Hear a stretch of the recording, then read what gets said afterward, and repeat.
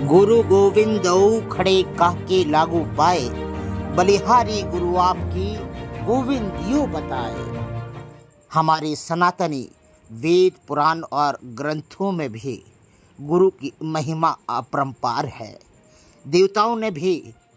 सर्वश्रेष्ठ गुरु को ही माना है और हमारे सनातनी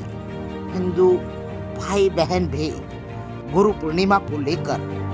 दूसरे प्रदेशों से खंडवा के दादाजी धूनी दरबार में जब आते हैं तो लाखों की संख्या में यह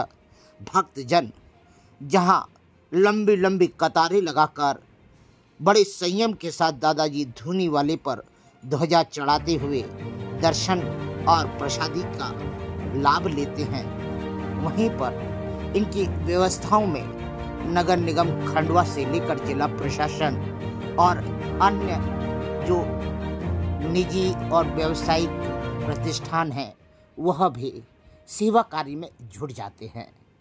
खंडवा में यही एक सबसे बड़ी संवेदनशीलता है कि यह क्षेत्र संवेदनशील तो है पर भक्ति के लिए, ममत्व के लिए, आदर के लिए, सहयोग के लिए और मानवता के लिए खंडवा को चाहे कितना भी किसी भी दर्जे के स्थान रखा जाए कि यहाँ पर हिंसक कार्रवाइयाँ हैं, मगर यहाँ मानवता भी है और दया भी है। खंडवा में केवल शेष 13 दिन बचे हैं। दादाजी धूनी वाले दरबार में गुरु पूर्णिमा मनाने के लिए पर्व की तैयारियां भी चल रही हैं, पर दुख की बात है कि यह तैयारियां कहीं नजर नहीं आती। केवल समाधि स्थल को छोड़कर और उन निजी भक्तों को छोड़कर जो कि अपने घरों पर, दुकानों पर, चौराहों पर और सड़कों के सामने स्टॉल बनाकर प्रसादी वितरण करने की तैयारी कर रहे हैं। खंडवा में दादाजी धूनी वाले ट्रस्ट के अंदर जो लॉज बना हुआ है जहाँ पे रुकने का भक्त निवास है, वहाँ के ही शौचालयों की गंदगी देखकर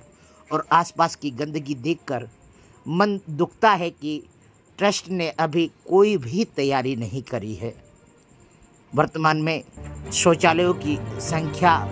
और जिस तरह से व्यवस्था है वह देख के लगता है कि केवल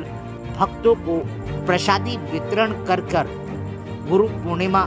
मना लेना एक उचित बात नहीं है, बल्कि 2 से 2.5 लाख की जनसंख्या में आए हुए इन भक्तों के स्नान, ध्यान और सोच की भी गतिविधियों पर हमें व्यवस्था करना जरूरी है। खंडवा के नगर निगम ने दादाजी धूनी वाले जो मंदिर है उसके छोटे दादाजी की समाधि के जस्ट गली के सामने ही जिस तरह से फर्शियाँ लगाकर शौच की व्यवस्था करी है, यह व्यवस्था नाकाफी भी है और शर्मिंदगी उठाने वाली है। यदि एक दीवार भी खड़ी कर दे, आड़ भी बना दे, तो आने जाने वाले महिला भक्तों को शर्मिंदगी का सामना नहीं करना पड़ेगा। 13 दिन के बाद में गुरु पूर्णिमा के अवसर पर लाखों लोग इसी गलियों से गुजरेंगे जहाँ पे दुकानें भी होंगी, वाहन भी खड़े होंगे और भक्तजन भी निकलेंगे। और जिस तरह की शौचालय व्यवस्था की गई है, सोच की व्यवस्था की गई है, यह देखकर ऐसा लगता है कि हम केवल औपचारिकता निभा रहे हैं। यदि नगर निगम चाहे तो सुलभ इंटरनेशनल के सामने जो अभी मैदान खाली कराया गया है, वार्ड प्रभारी जाकिर अहमद और कमिश्नर श्री दुबे जी के माध्यम से, अगर वहाँ पर ही यह फर्शियों वाला सोच बना दिया जाए, यहाँ पर सोच स्थल बना दिया जाए और वो भी अच्छी संख्या में, तो वहाँ पर भक्तजन निवृत्त भी हो लेंगे और उन्हें शर्मिंदगी का और भक्तों को भी शर्मिंदगी का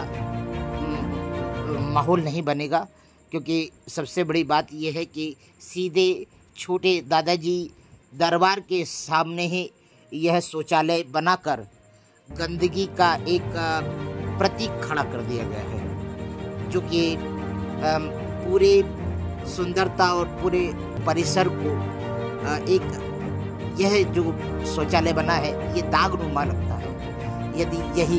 व्यवस्था सामने जो सुलभ शौचालय है इसके आसपास बना दिया जाए तो भक्तों को भी आसानी रहेगी और मंदिर परिसर की सुंदरता में भी चार चांद लग जाएगा। वर्तमान में अब जाकर इन नाले नालियों की सफाई हुई है, जिन पर कई सालों से